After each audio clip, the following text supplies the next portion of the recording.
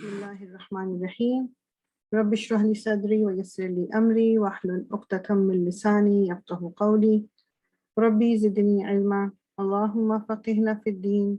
Allahumma inni as'aluka ilman nafi'a wa amalan mutaqabbala wa rizqan tayyiba. Rabbi yassir wa la tu'assir wa tammim bil khair. As-salatu wassalamu ala rasulillah. Alhamdulillahi rabbil alameen. So the topic that I chose for today, you can see it's haya. Haya has been there are different words that we're going to see throughout the class, inshallah ta'ala, that there are different words that are used to represent haya, but there is a slight difference in the meaning of each of those words, inshallah ta'ala. So as you can see, it says every religion has its signature character trait, and the signature character trait of Islam is haya. And you see modesty written down in brackets, but haya, modesty is only a part of haya, and that's what we're going to see, inshallah. What this means is that every religion, like you can, by looking at the people who belong to a certain religion, you can tell, like there are certain signs that we can see. So for example, if you see somebody with a turban, you know that they belong to the Sikh community, or you see people with a cross, wearing a cross, you know they're Christians. Or so they're every religion, they have their character trait, meaning this is what I'm talking about. It's all physical, but character traits, something that we know that okay, this religion, people belonging to this particular religion, they are very active in charity work or volunteer work, or these kind of people are this religion, something health related, they're very much into it. But in Islam, our deen, the basic, you can say a basic character that every Muslim must possess, and that is a signature character, and that is haya. And haya has been mistakenly been defined by so many limited definitions that we're going to see, inshallah ta'ala, what basically haya is. So let's begin. The dictionary definition of haya, and you see modesty written down as well, because in English dictionary, modesty is the word that is used, but it somewhat does include the meaning of haya, that freedom from conceit or vanity, meaning conceit, meaning that you don't even care what you say, what you do, whatever you do, you're just, you boast about it and you're okay with it, doing whatever. And what does it say? Freedom from conceit or vanity, and propriety in dress, speech, or conduct, meaning no matter what you wear, you are of a mindset that everything goes. Whatever I wear, whatever I say, whatever I eat, however way I do something, it is my right, and there's nothing wrong with it. And if somebody has a problem with it, it's their problem. It's not my problem. So, you know, freedom, and you hear the word freedom of speech, especially in North America. So we have taken that to a different level as well, that then there is no boundary. Our deen, Islam, we have to do everything within the boundaries that are directed by or dictated by Allah subhanahu wa ta'ala, no one else. So inshallah ta'ala, now let's see what the Quran says. Inshallah ta'ala. Okay. So in Islam, modesty in Islam is known as haya. As I said, modesty is only a part of haya, a word which describes both shyness and a deeper modesty that is based on faith. So in our case, like being a Muslim and just trying to define haya, it's not only modesty. It's not only shyness. It has a link with our faith as well. Basically, haya is like, it is a quality which affects our conduct in front of Allah subhanahu wa ta'ala.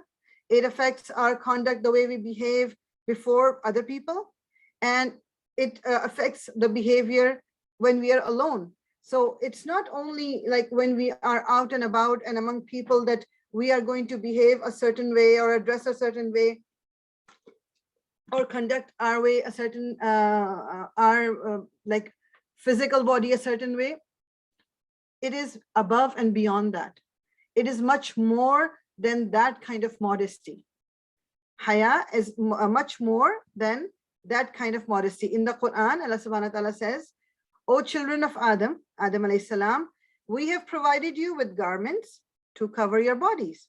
Now, when Adam alayhi salam and Hawa alayhi salam, they were sent on this earth, they were given clothes. They were wearing something before they were sent on this earth. And even, and if you remember the incident that happened in Jannah, when they went near a tree and they were not supposed to, the first thing that happened was their clothes were taken, but they tried covering themselves with leaves, because every human being, whether he or she is a Muslim or not, every child that is born, they are born with haya.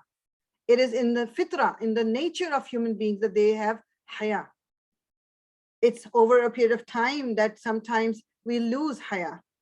So Allah subhanahu wa ta'ala is saying, O children of Adam, we have provided you with garments to cover your bodies, as well as for luxury. So some clothes we use because we need to cover our body, but then we go beyond that. We go more like, maybe we want to wear something fancy, then we have party wear, and then we have wedding wear, and then something, the kind of clothes we wear when we go to bed. So all kinds of clothes Allah subhanahu wa ta'ala has given us, but the best garment is the garment of righteousness.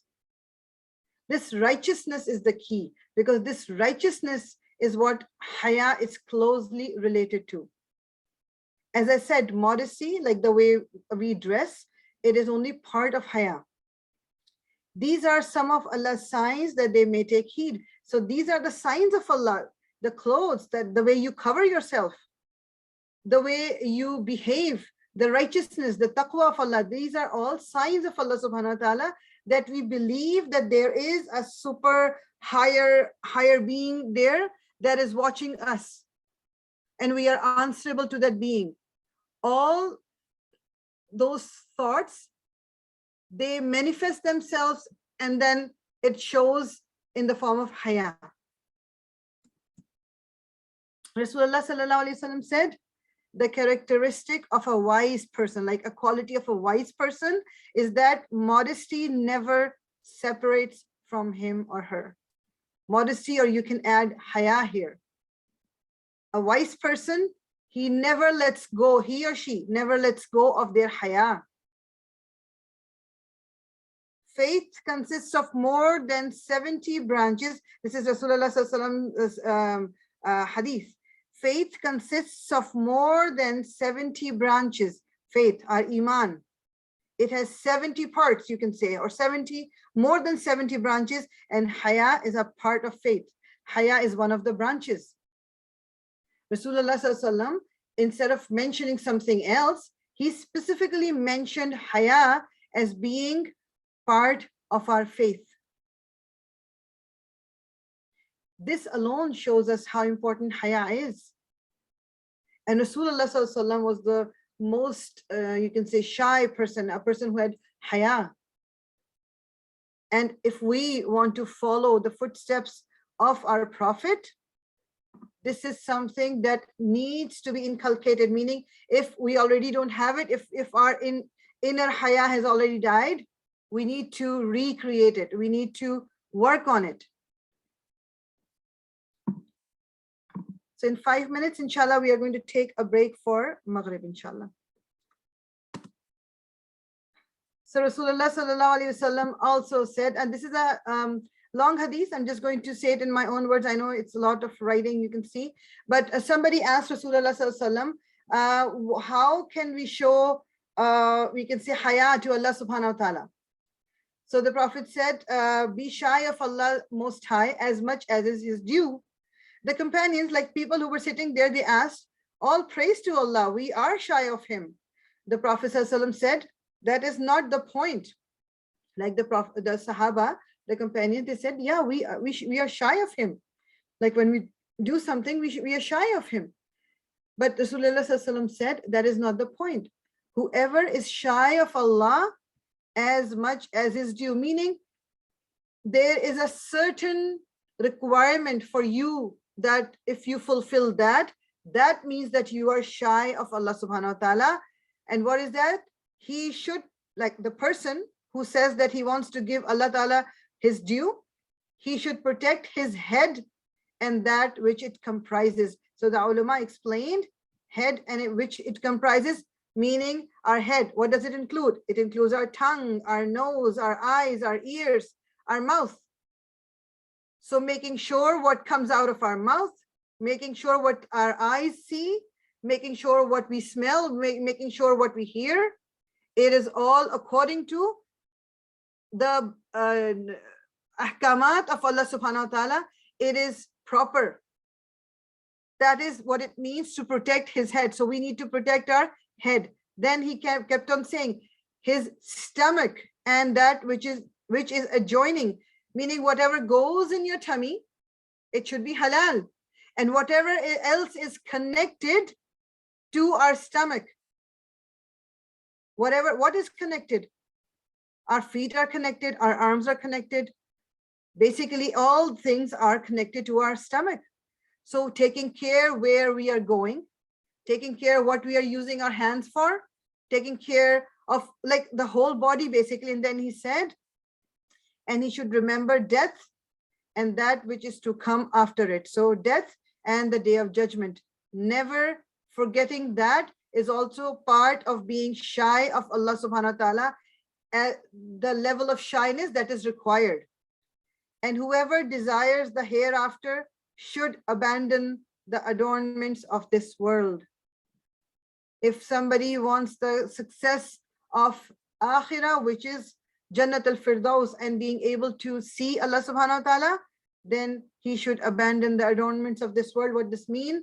Like not getting too much into the luxuries of this world, into beautification, not only of our bodies, of the areas around us, our houses, the places we visit. We don't get too much into it. Whoever fulfills these duties has been shy of Allah as much as is his due. If we are taking care of what we hear, what we say, what we see, where we go, what we do, how we behave, if we are taking care of that, that is when we can say, yeah, we are fulfilling our duty as an abd of Allah subhanahu wa ta'ala, and we are giving him his due. The level of shyness and the level of haya that we need to show, then we can safely say, and none of us will be able to do it 100%, but at least if we are conscious of it, then inshallah Allah subhanahu wa ta'ala is going to reward us for that, and he's not going to hold us accountable for that.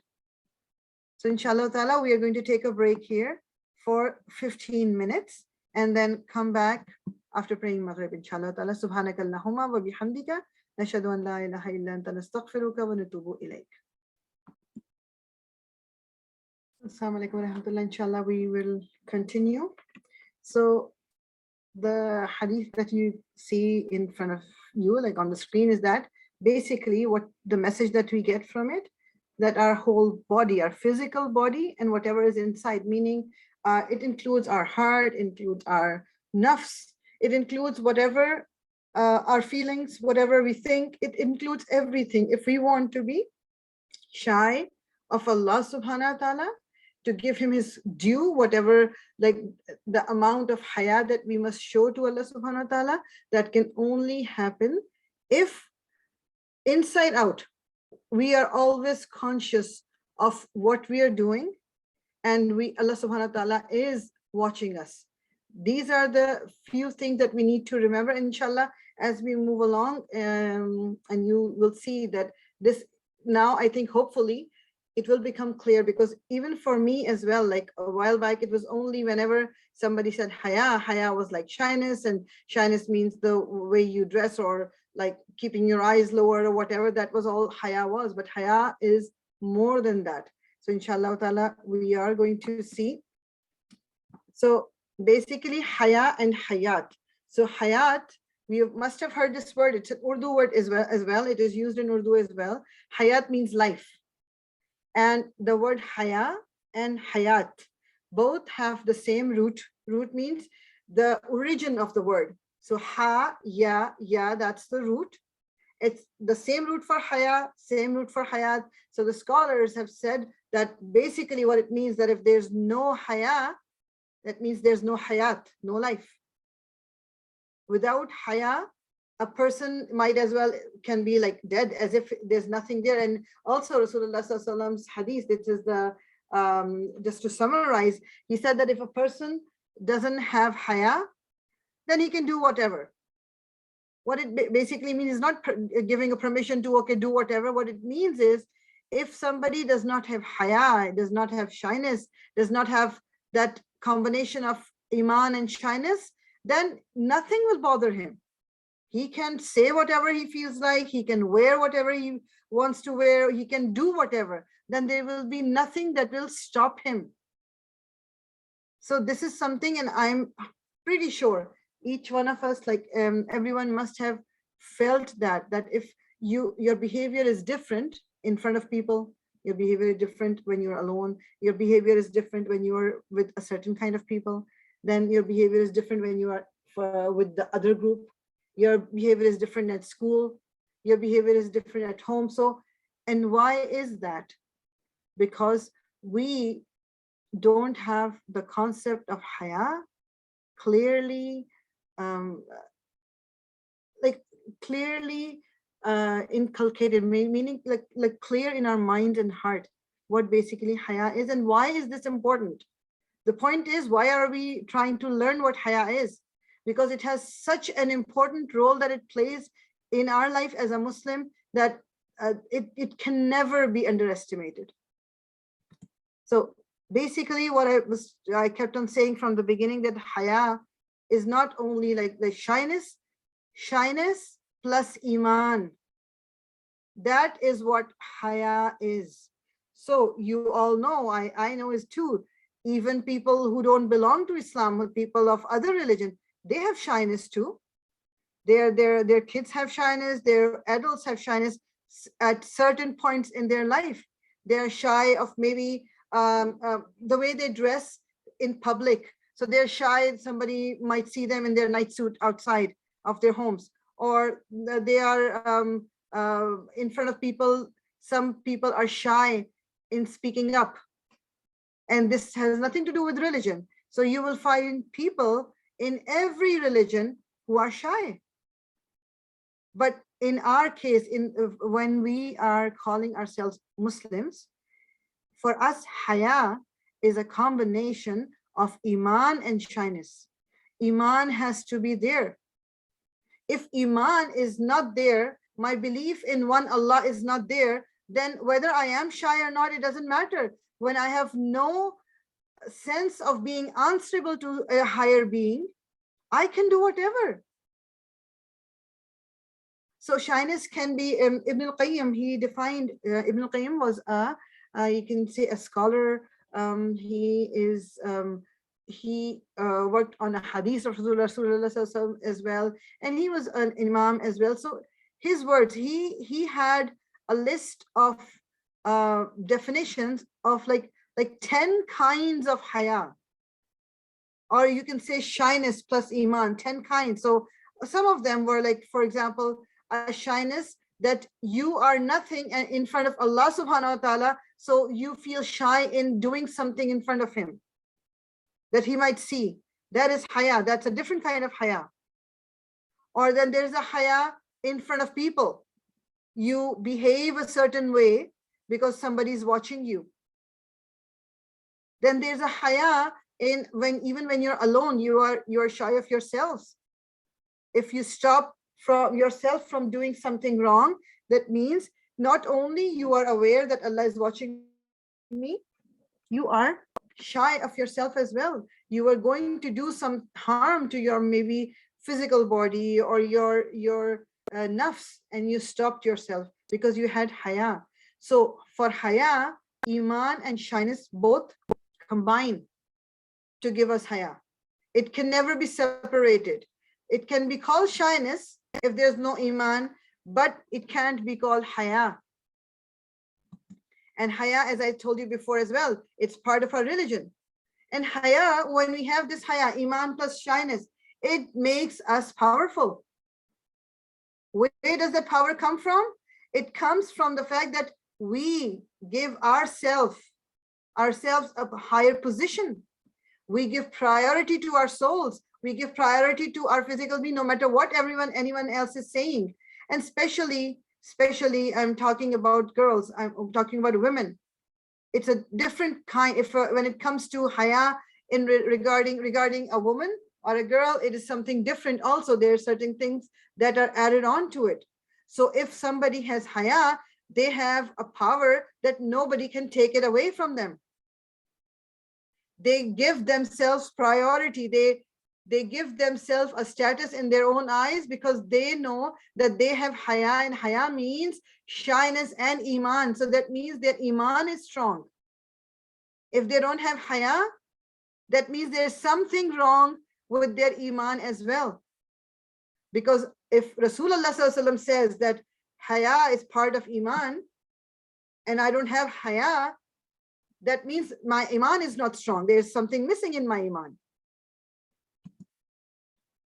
So haya, good or bad? So sometimes, and if we just take shyness, sometimes we make our kids do some things in front of other people to show off or whatever. See, she can do this, and they're shy. They don't want to do it.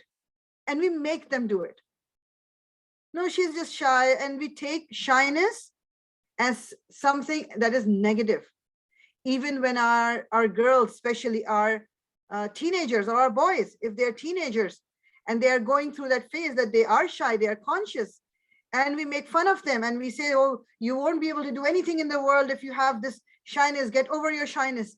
And we make them lose that shyness, which was part of their haya, which was part of their fitra, their nature. This is how every human being is built. It's okay if somebody is shy. It's okay if somebody doesn't feel comfortable in a large gathering. It is okay if somebody doesn't want to, I don't know, show off whatever quality they might have in front of people. It's okay. It's okay. So to define good haya and bad haya. So good haya is to be ashamed of committing a crime or a thing which Allah and His Messenger Sallallahu Alaihi Wasallam has forbidden. That's good haya. So I'll give you an example. You have haya, that's why you are not going to wear tight clothes because Allah subhanahu wa ta'ala does not approve of it. Rasulullah sallallahu alaihi wasallam doesn't like it, and it is something that is not approved in our deen. So if I'm not, and I have haya, no matter if my mom is saying, my friends are saying, my cousins are saying, okay, you're so young, why are you dressing up like an old lady? It's okay. Because that's good haya. Or I'm not going to say these words in front of my elders. It is good haya because that's what Allah subhanahu wa ta'ala wants us to do. We will feel ashamed that if I'm bad mouthing somebody or I'm talking back to my mother or my father, that is all not good. So that kind of haya is good. And bad haya is to be ashamed to do a thing which Allah and His Messenger have ordered to do. So I feel shy going out like this. I'm wearing such loose clothes. I don't feel comfortable wearing this hijab and going out. So these are the things that, and this is only 2 examples, but there are so many examples. We do certain things because we want people to approve of us. And at that point, we lose our haya. And losing your haya means you lost a part of your faith, your iman. Because instead of giving priority to the pleasure of Allah subhanahu wa ta'ala, we gave priority to a human being or maybe a group of people or the whole society.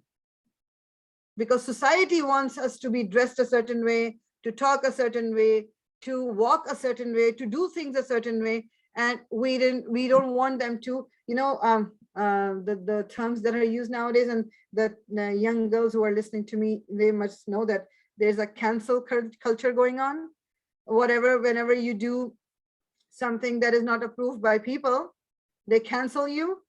Now then you will have all the social media everyone will be saying stuff against you. And it doesn't mean that you really did something wrong. It is just that particular group of people did not like what you did, what you do at that point. So they don't like, and then they give their opinion. For us, the gauge, the judging instrument should be whatever I've said just now, whatever I've written just now, whatever I've done just now, is Allah subhanahu wa ta'ala happy with me or is not? That should tell us whether we have haya or not. So there are 3 levels of haya, or you can say 3 kinds, and all together they make the ultimate haya. And there are 3 parts: so spiritual, social, and personal. So spiritual, basically what it means is, let me go to the spiritual aspect first. Spiritual basically means that kind of haya that makes you become, that makes you show humility. You are not boasting, you're not arrogant, you're not proud, you're not demeaning people, you're not thinking too much of yourself and thinking that everyone else is just nobody in front of me.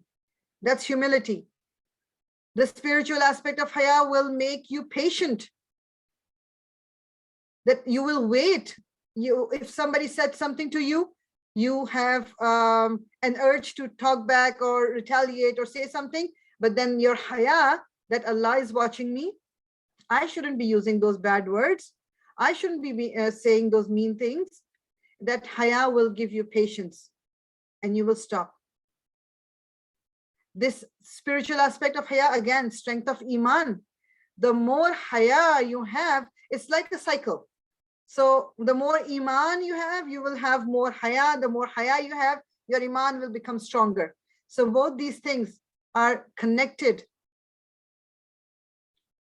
And then haya will also make you thankful, to be able to show gratitude. First of all, showing gratitude to Allah subhanahu wa ta'ala, and then to human beings as well. Gratitude to Allah subhanahu wa ta'ala. Oh Allah, you gave me another day. I woke up complete. I woke up in the morning and I am living in a house. I have a shelter. I have food. I have clothes. Oh Allah. Oh Allah, you show gratitude that you are a Muslim. You show gratitude, you have a family, you have friends.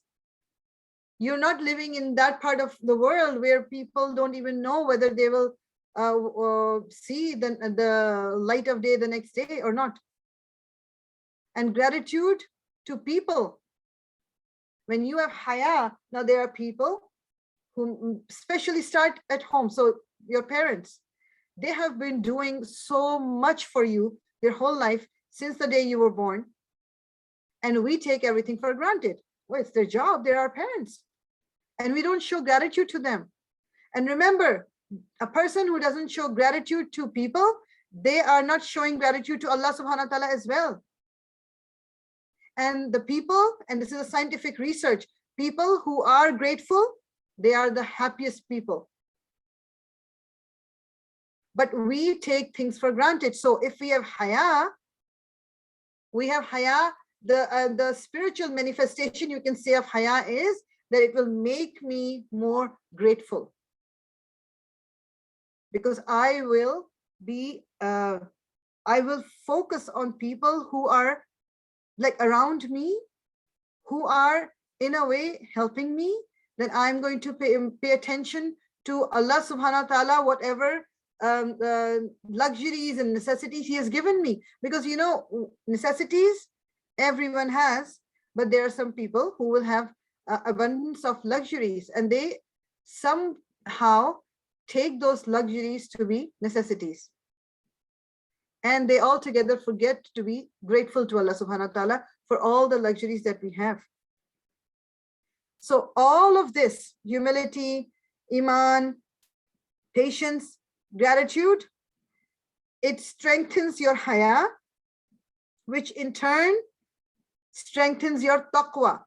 Taqwa, the definition of taqwa is being mindful of Allah subhanahu wa ta'ala, being respectful of Allah subhanahu wa ta'ala, being afraid of Allah subhanahu wa ta'ala. And I've given this example before as well, that it is, this example of taqwa is, let's say you're going through an alley. It's a very small street. You can say a very tiny street, very tight street. And on both sides of the street, there are bushes, and those bushes have thorns in them. And the road, the street is so small, that so tiny, the width is so little that you hardly one person can walk through it. Now there are thorns both sides. The way you will make sure that your new dress doesn't get stuck on the thorns, or your jacket, or your shoes, or whatever, or you might not be pricked by the thorn, the way you care for that thorn not to prick you or not to hurt you, this is what taqwa is. That dunya is on our both sides or all around us, and we are going to walk on that straight path that leads us to Jannah, that leads us to Allah subhanahu wa ta'ala. The way we have to walk on this straight path is by saving ourselves, protecting ourselves from all the attractions of this world. That is what taqwa is.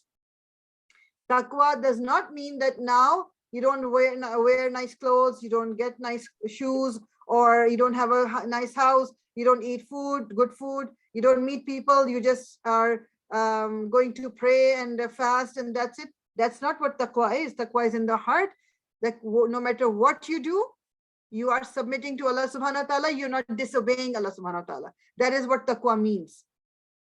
Sometimes we take the meaning of taqwa a bit wrong, and we see people who are really, really simple, or they don't even eat that much, they don't talk that much, they always just have a prayer mat, and then they're just sitting on it and doing ibadah.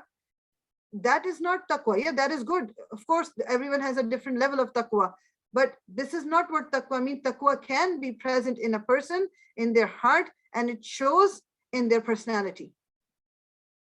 Even if they have a lot of money, they have a lot of food, whatever it is, it shows in their demeanor.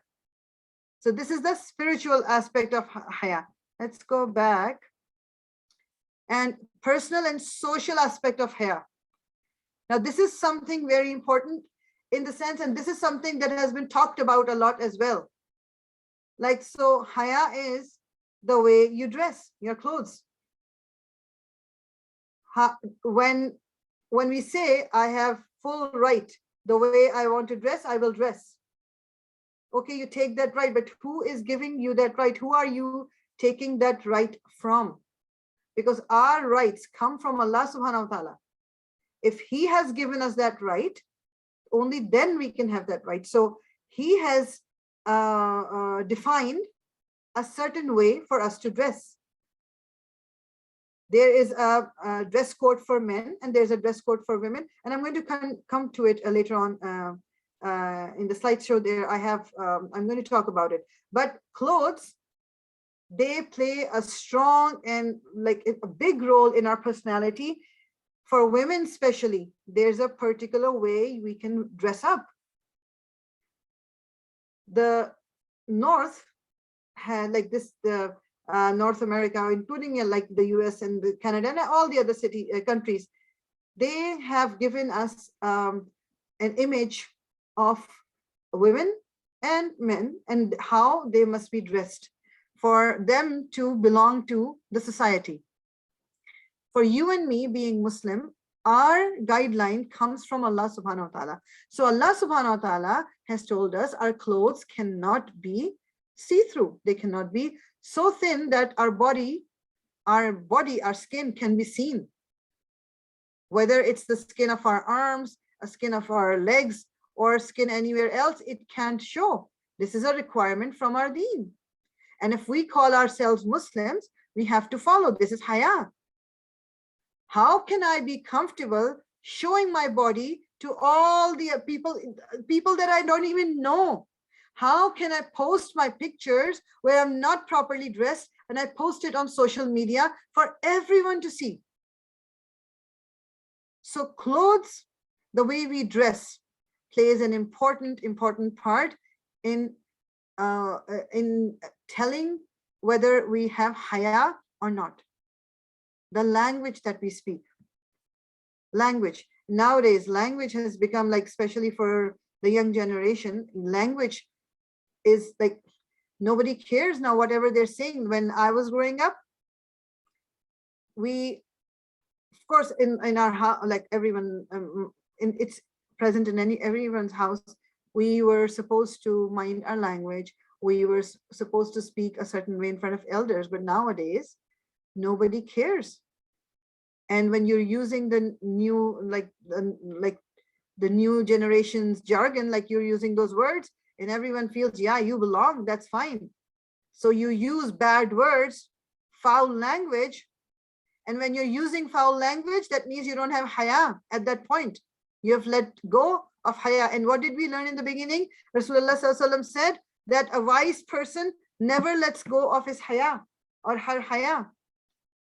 It has to be present 24/7, whether we are alone or whether we are with people. And personal and social aspect, actions. So my action, let's say I'm alone, nobody knows, I'm in my room, I have my laptop, I have my phone, or I have a TV in my room, and now I am watching something on it which is inappropriate. Nobody else knows, but I know.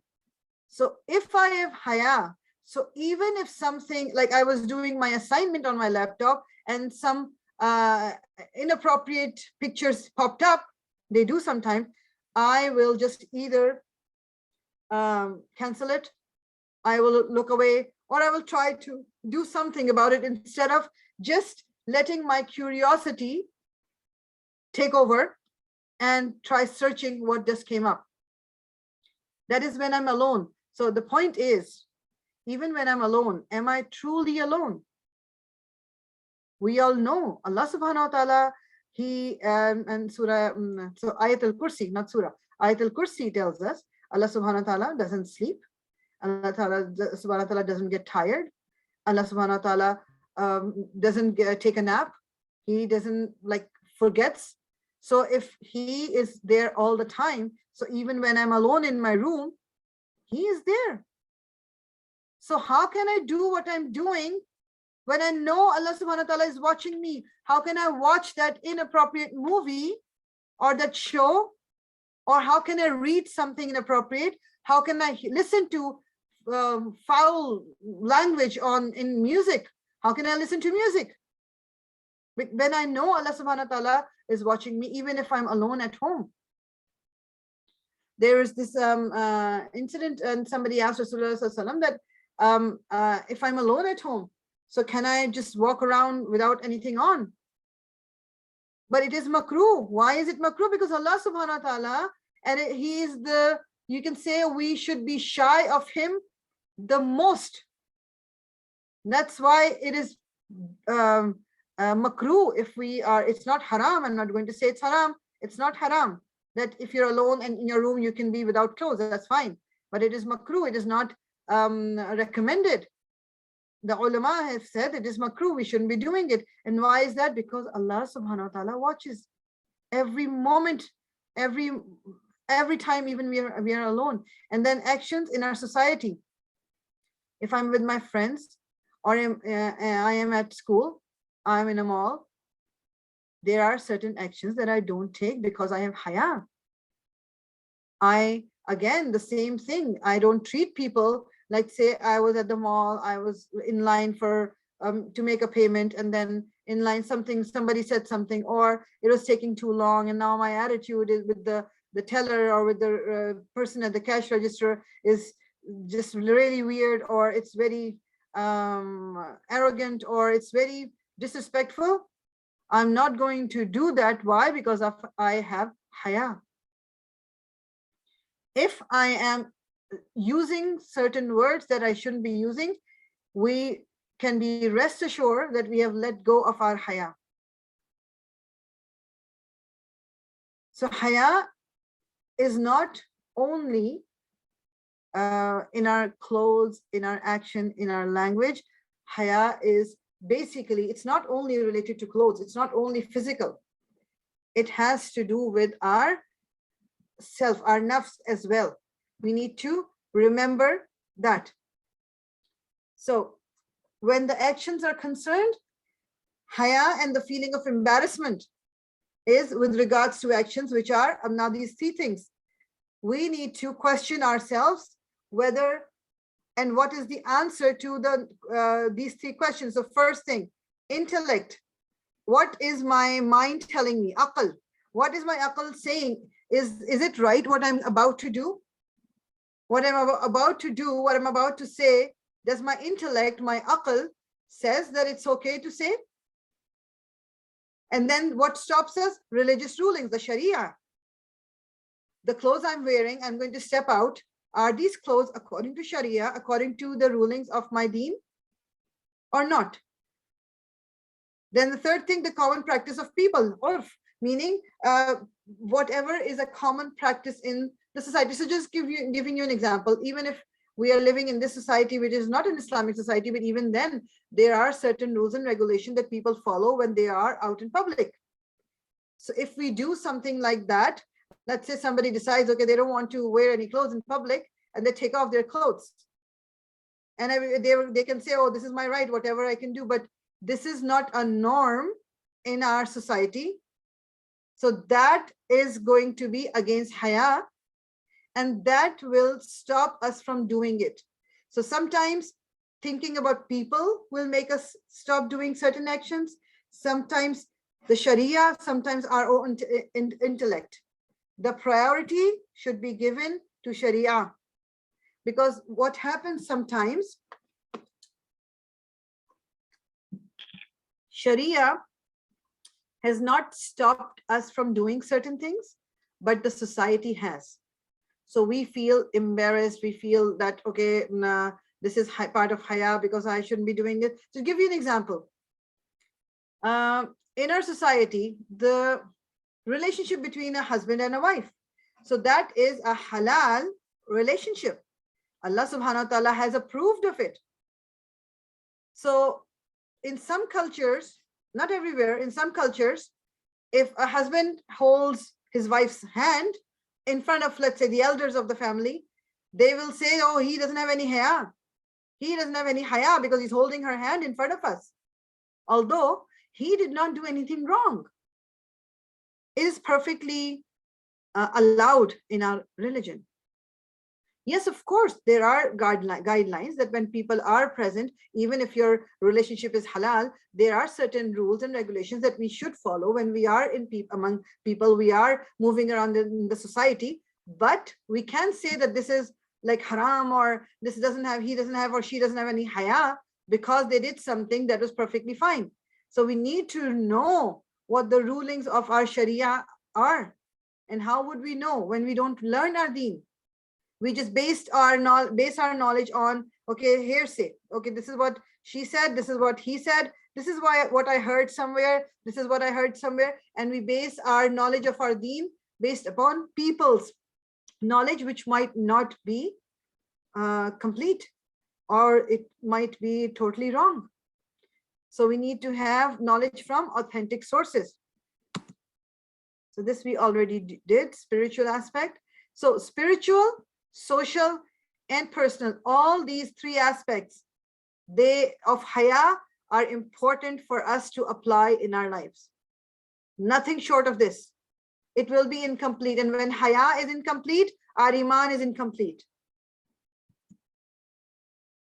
So now we come to modesty. So as I said, modesty is part of haya. Like modesty is the physical manifestation of haya. So now these points, these are for men and women both. So these are general codes of modesty. Lowering the gaze and avoiding flirtatious speech and conduct. So you are out and about, you need to lower your gaze, meaning it doesn't mean that, okay, now you're looking on the ground and you're walking and you'll bump into people, or you're bumping into the pillars or poles or whatever. That's not what it means. Not looking at the opposite gender and just keeping your gaze there, or talking in a way to people of the opposite gender that they might get the wrong idea. So this needs to be avoided. Avoiding close physical contact with unrelated members of the opposite gender. So mahram and non-mahram. Mehram men, because we are all ladies here, so that's why I'm talking about men first. Mehram men in our lives are our fathers, our brothers. For people who are married, their father-in-law is also a mehram. Our kids, boys, our kids are mehram. Are the sons of our brothers or sisters, they are mehram. So other than these men, other men that we come across are not mehram for us. And being non-mehram means a clear, you can say, just to clarify in our minds if somebody is mehram or non-mehram, just ask this question: under certain circumstances, can I marry this person? If this person was not married to that person or whatever, if I knew him, can I marry him? And if the answer is yes, under any circumstances, if you can marry that person, that person is not your mehram. That's a non-mehram. So our cousins are non-mehram. Our brother-in-laws, non-mehram. Are like, so, but these are the people that our society has somehow made them into be, oh yeah, he's your cousin, oh, he's your brother. No, they're not brother. They are not your brothers. They are your non-mehram. They're your cousins, because if there was a situation, you could get married to them. Whether you want to or not, that's a different question. I'm talking about Sharia. Has Sharia allowed you to marry that person? Yes. So avoiding close physical contact with unrelated members of the opposite gender. This goes for people in our school, people out and about in the society. Free mixing of the opposite gender with the opposite gender is not a part of our deen. And again, this shows that our haya is like weak, our faith is weak. That does not mean that, okay, what to do? We are going to a school where there are people of the opposite gender and everything else. I'm not talking about that. Free mixing where you don't even care who is looking at you, who you are with, who are you among, and then we just forget about it. We are like, and that brings me to the next point. Let's do the next point and then I'm going to come back to it. Observing modest or Islamic dress coding according to the Quran and Sunnah.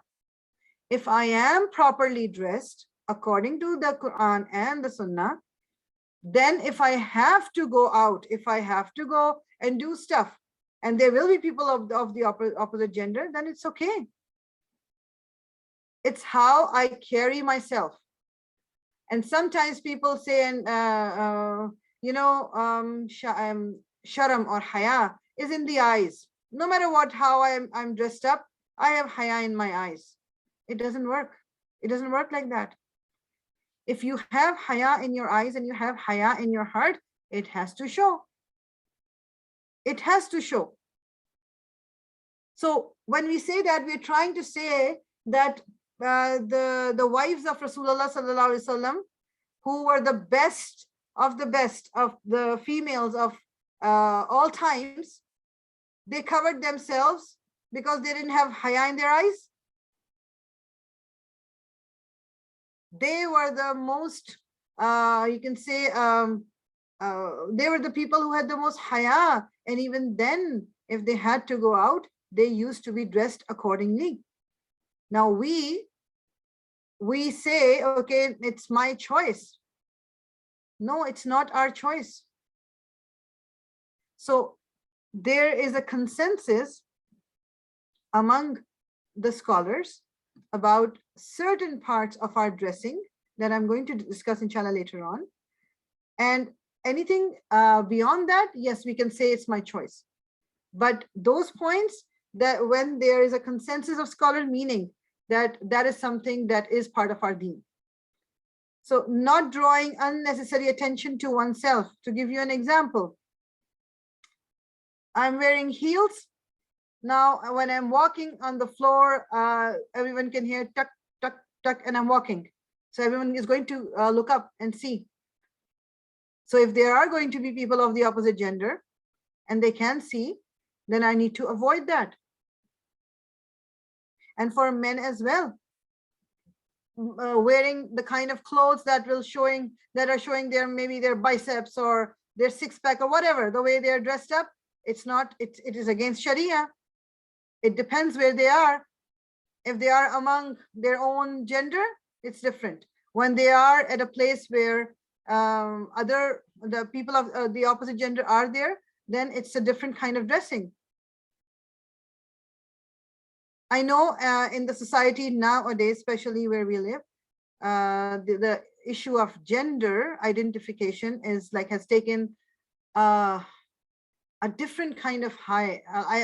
I can't even say what it is, but it is at a point that like it just blows my mind what has happened to people. So you identify. So I heard that sometimes on social media, like for instance, Instagram or Snapchat, people, they can choose to identify as non-living object as well. For example, somebody can post on Instagram that today I feel I identify as a bird, or I identify as a chair. So everyone call me or address me accordingly because I'm a chair today. Or today I am a girl, but today I feel like being a man. So address me accordingly. What has social media done to people? This is where haya, that our religion, that is the reason. If we have haya, if we have iman, we will be able to protect ourselves from all these things that are happening in our society. But if we let go of our haya, then anything goes. As Rasulullah SAW said, anything goes. If you leave haya, then do whatever you feel like doing. So a person who kills, who is a murderer, who is a serial killer, or the first time is difficult for him. Second time a little bit, but then after third or fourth, he doesn't even care. He doesn't care what he's doing. So because he has lost his haya. Now, some points regarding the code of modesty for women. Again, modesty is part of haya. And in some places, it is defined as haya. Avoid wearing perfume or cosmetics in front of non-mahram men. So we just identified people who are men who are non-mahram for us, for women, who are non-mahram for women. Now, wearing perfume or having doing makeup or wearing makeup in front of them, it needs to be avoided. It is strongly recommended by scholars to avoid it. And there are hadiths about it, about perfume as well. According to one narration, that as a woman who goes out wearing perfume and she knows that she's going to be in a place where there are men there as well, she should come home, she should go home and take a ghusl janaba, meaning she needs to take a ghusl, the same ghusl that she takes when she has an intercourse with her husband. So husband and wife relationship, you have to take a ghusl afterwards. So the same way, if you were wearing perfume and it was the kind of perfume that men, when they were around you and they could have smelled it, then this is according to one narration that this is and this is not from Rasulullah SAW, it was from one of the companions, because that was how strongly it was recommended that women not wear perfume outside, like where they know that they're going to be among men as well. And makeup, we all know putting makeup on and going out in a place where we are going to come in contact with the opposite gender, it needs to be avoided. Avoid drawing attention to jewelry and other hidden ornaments. So jewelry, you're wearing a certain kind of jewelry that can be seen by people or it can be heard by people. If you're wearing something on your feet or if you're wearing bangles and their bangles will make noise, and then avoid wearing it when you're outside.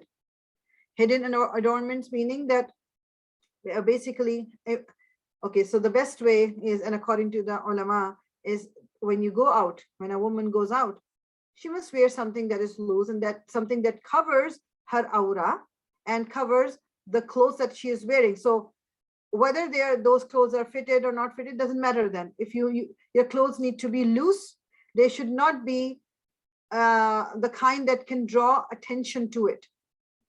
So hidden adornments. So let's see, you are wearing clothes and then the neckline is showing. You're wearing a necklace and the shirt is like it's figure hugging, meaning it's so tight that everyone can see and they know what kind of figure you have. And unfortunately, we see this happening even with women who wear hijab. They cover their head, and of course they're doing it for Allah subhanahu wa ta'ala's sake. But then the kind of clothes that they are wearing, the whole purpose is lost. The purpose of hijab, the covering of head, I'm not going to go too much into detail of that topic. It's not the topic for today, but it has to play a big role in our haya. Hijab, basically, hijab, the Arabic word, it doesn't mean the scarf that we wear on our head. It means a barrier. So the way we cover our head, and we started calling it hijab, is because it is a requirement from Sharia, from our deen, that our head need to be covered. And that does not mean that we cover our hair with a hijab and keep our neck open, because that's another style of hijab that we see people wearing, girls wearing, that they tie their hair, they wear a hijab and they tie it and leave that the tied part behind their back. So their chest is open, their neck can be seen, their ears can be seen, and they're wearing bangles so this is not what hijab looks like. And then if that's not how they're wearing their hijab is okay, perfect. But the clothes that they are wearing, it's completely see-through, or it shows their body shape, it shows their chest, it shows their behind, it shows the way so this is not called modest dress up for women according to our deen. So, and why wouldn't we attract attraction then? Why wouldn't we attract attention then? Everyone wants to see. And when Allah subhanahu wa ta'ala says that don't go out looking like this, because then men are going to see, Allah subhanahu wa ta'ala created men. He knows how they behave, what kind of chemicals are going through their body. When we say, no, they don't look, and you see in this culture, nobody cares, nobody's looking. They are looking, they are watching. Maybe you don't know. If they were not watching, there wouldn't be any single incident of any wrong that is done to a woman if nobody's looking. Of course, these are two different topics. Whether a woman is modestly dressed or not, it is only her problem. It's no one else's problem. I'm not saying that if something wrong happens to her, it is okay because she was dressed a certain way. No, I'm not saying that. And sorry for the spelling mistake. It's no, it's modesty. It's fine. Yeah. So that's not what I'm saying. Of course, it's a choice a woman makes, the way she wants to dress up. If the choice is wrong, she's going to be answerable to Allah subhanahu wa ta'ala. But that does not give anyone the right to treat her any less or treat her in a way that she shouldn't be treated. It was her choice, the way she was dressed, and she will be answerable to Allah subhanahu wa ta'ala for that.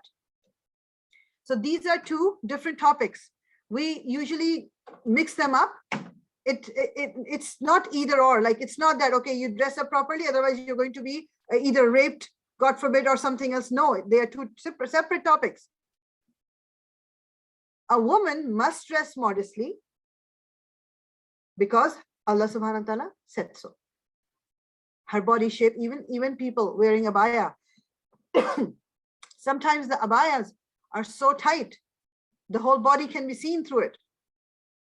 or the whole abaya is so full of embellishments, like it's so decorated, it's eye-catching that everyone has to look, then that is not hijab, that is not modesty,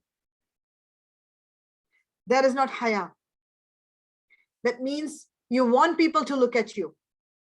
You want that admiration that they have in their eyes, because if you had haya, you would know that Allah subhanahu wa ta'ala is watching me. He doesn't want me to dress like that when I am in public. Why am I doing this? That is a question we need to ask ourselves. And the answer will tell us what is the level of my iman at this point. Okay. The code of modesty for men, and I'm going to just read ayah number 31 from Surah An-Nur. Allah subhanahu wa ta'ala say to the believing men that they restrain their eyes and guard their private parts. That is purer for them. Surely Allah is well aware of what they do. So what happens is, we are told, that women are told, okay, you need to dress modestly, you can only wear certain kind of clothes and don't do this and that, but then we totally forget about the men. Men are required by our deen to keep their gaze lowered, their eyes lowered. Again, it doesn't mean that, okay, you're looking at the ground and walking. What it means is, if your eyes do see somebody, like a person of the opposite gender, the first gaze, it's okay, but then lower it. Don't keep looking at them, because that is the zina of eyes. If you keep looking, zina is adultery. So the main kind of zina is the whole act of adultery, but then there can be zina of the eyes, zina of the ears. Zina of the eyes is that you're looking at something that you shouldn't be looking at. So men, sometimes they let go of their chastity, they let go of their morality, and they keep looking, they are eyeing a woman, and shaitan plays a major role. So what the scholars say, they said that basically what happens is, a woman, like, she has to go out. So now she's changing at home, she's dressing up, and then shaitan comes to her and says, okay, you're going out, you must look nice. I mean, you can't wear out of fashion clothes. And then she wears clothes that are in fashion, whether they are figure hugging, whether they are see-through or whatever. And then shaitan comes, okay, put some perfume on, you don't smell too good, put perfume. And she puts perfume on. And then the shaitan comes and says, okay, might as well put some makeup on to look nice. Maybe you will have to take a picture or something like that. And she dresses up and she puts makeup and she wears some jewelry. And the moment she steps out, now the shaitan's work is done. Now the shaitan goes to the men who are going to see her, and he goes to the men and tells them, look at that lady, how beautiful she is. Look at her figure, look at her face, look at her eyes, look at the way she talks. Because we have to be careful the way we talk in public. Our voices should be in a way that nobody gets a wrong idea. So shaitan is always with us. We need to have haya all the time. We cannot let it go. The moment we step out, we are in the world. We cannot control anyone else. I can control myself. I can decide what I want to do, what I want to wear, what action I will take, what words I'm going to use. I can't control anyone else. And that is where, so it's all related. That is where the kind of friends I have, that comes into play. If I have a group of friends who don't care what they say, what they wear, and what they eat. Because if you don't have haya, then you don't even care if you're eating halal or not. So haya is not only related to our clothes. It is everything. If you don't have haya, that means even we know it's not halal, we still eat it. Why bother? And I can say, like, it can be, there are so many details that we can go into, but just remember, when the code of modesty for men and women. So there is an aura. Aura is the part of human body that needs to be covered for men and women. So both have different auras according to Sharia. Men's aura is from his navel, like from the belly button till his knees. That part needs to be covered for men. from his belly button till his knees. It needs to be covered. For women, the aura is different. Only her hands, her face, and her feet. And from some scholars, they say that even feet are included in the aura. Wallahu alam, but there are different opinions. So in front of women, the aura is from our neck down till our knees. In front of women, that's our aura. But when we are going out, face, again, there are two opinions. Some scholars say face must be covered. Some scholars say like it's a higher level of taqwa, but it's still okay. But there's no disagreement between whether our hair should be covered or not, like our head needs to be covered or not. There's no two opinions. Everyone across the board, the major scholars of our deen, they agree that that needs to be covered. Everyone agrees that our arms need to be covered till our wrists. Everyone agrees that our body needs to be covered till our ankles. This is when we are going out where we might encounter men. In front of a woman, our aura is neck till our knees. So this is something. Now, of course, that doesn't mean like we can now like freely inside walk around with whatever. No, there are certain things that are makruh. And then haya, as I said, that Rasulullah said that Allah subhanahu wa ta'ala deserves most of our haya, meaning we should have haya in front of him. So even if I'm at home and I think, okay, I can wear whatever Allah subhanahu wa ta'ala is still watching me. How can I just let go? So this is something we need to be really careful of. I really hope that at least some of it is clear in our minds, that haya is not only our clothes, haya is also the way, and something, okay, let's go to the end. In a nutshell, haya is keeping our eyes in check, keeping our tongues in check, meaning our eyes will not look at things that are not appropriate. We are not going to say something that is inappropriate. Keeping our actions in check. I'm not going to do something that is not approved by Allah subhanahu wa ta'ala. That means I don't have haya, and that includes the way I treat people, the way I behave with my parents, the way I behave with my siblings, the way I behave with my friends, the way I behave with my extended family, the way I behave with people in general. If those actions are not appropriate, I say whatever I feel like saying to my father, to my mother, and I hurt them, I don't care. I say whatever to my younger sister, I don't care, she's young, I can say whatever. I say something to my friends, I don't care. I don't have to see her. I don't want to keep go to my khala's house or my uncle's house. I don't like them. I do these actions that hurt people, that are not approved in our religion. We need to refrain from them. That is haya. Keeping our nafs in check. This nafs of ours, nafs is basically our wishes. Nafs, somebody who has their nafs in control, they are going to be successful in the akhirah. Meaning, oh, I feel like doing this, that's why I'm doing it.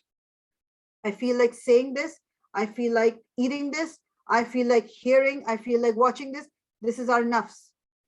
And shaitan puts waswasa in our hearts, in our chests, and our nafs takes up on it, and then we do whatever we feel like doing.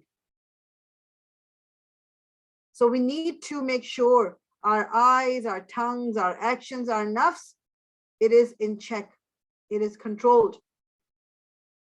This is how a mu'min lives his life. It's not our behavior at certain points in the day, or during certain times, or if we are among people, it has to be there all the time.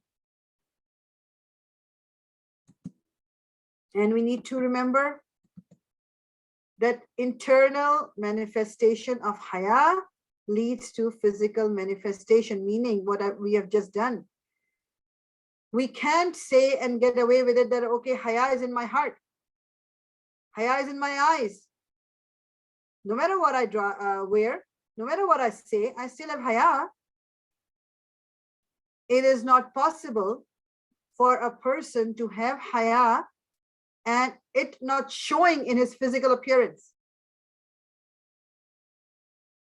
It is just not possible. How will I disobey Allah in public and I say, no, I have haya? How can we disobey Allah subhanahu wa ta'ala in private and say that we have haya? So that phrase that usually people say, I've heard it a lot of times, that, oh, no, my haya is in my eyes. No, it's not only in your eyes. It has to show as well. The haya of eyes is that, yeah, you keep your eyes lowered. You don't watch bad stuff. You don't look at people people you shouldn't be looking at. You don't try to see things that you shouldn't be seeing. You try not to hear things you're not supposed to hear. That is what it is, but it has to show physically as well. I have to carry myself a certain way if I am claiming to have haya. How can I hurt somebody if I have haya? Haya should stop me because haya manifests itself in taqwa. So if I have taqwa, how can I be mean to people? That means there's something wrong with my faith, and that in turn means there's something wrong with my haya. I don't have haya. So inshallah ta'ala, I pray that this small short lecture, it will help me and it will help everyone else just to keep things in perspective. Just before opening our mouths, just before doing anything, we tell ourselves that, do I have haya? And remember initially what I said, haya and hayat, life and haya they are both the same root. If we don't have haya, that means we are lifeless. We can do whatever, that doesn't matter then. But if we are living, if we call ourselves living human beings, then we need to control what we do. We can't let ourselves go. Inshallah ta'ala, I pray to Allah subhanahu wa ta'ala that He makes it easy for us to have haya, to let haya flourish in our hearts, because everyone is born. The fitrah of a human being is haya. Everyone is born with haya. But if we keep on putting stuff on top of it, it just dies. So may Allah make it easy for us to revive our haya. May Allah make it easy for us to follow whatever the guidelines are of our deen, for us to be to show our modesty, to show our haya, to have taqwa, to strengthen our faith. May Allah make it easy for us, and whatever we have done previously, whatever mistakes we have made previously, may Allah subhanahu wa ta'ala forgive us for that. It's never too late till we have our breathing going on. If we have even one breath left and we recover from all the bad deeds, bad actions we did, alhamdulillah for that. Allah subhanahu wa ta'ala says to come to me, ask me, I will forgive you. The other thing, I'm going to end on it. The other thing is, never, whatever action, if you just think about it, just think for a moment before doing or saying anything. If we want to nurture haya in ourselves, we need to always be conscious of what we are saying, how we are treating people, whether we are fulfilling the rights of Allah subhanahu wa ta'ala upon us or not. So if we fulfill our rights of Allah over us, all is good, because fulfilling His rights, the most important right is that we are abd, we are His slave, and we are following whatever guidelines He has given us. So if we are doing that, then everything is okay. We will be follow. We are doing good to other people as well, because it is included in the rights of Allah subhanahu wa ta'ala upon us, that we be nice to his creation. We don't break ties with them. We don't treat them in a way that is not approved by Allah subhanahu wa ta'ala. So inshallah ta'ala, may Allah make us among those who are able to follow the directions given by the Quran and the Sunnah. May Allah forgive us for all our shortfalls. سبحانك اللهم وبحمدك نشهد أن لا إله إلا أنت نستغفرك ونتوب إليك وربنا تقبل منا إنك أنت السميع العليم وتب علينا إنك أنت التواب الرحيم. الصلاة والسلام على رسول الله. الحمد لله رب العالمين. Jazakallahu khairan to everyone. Those of you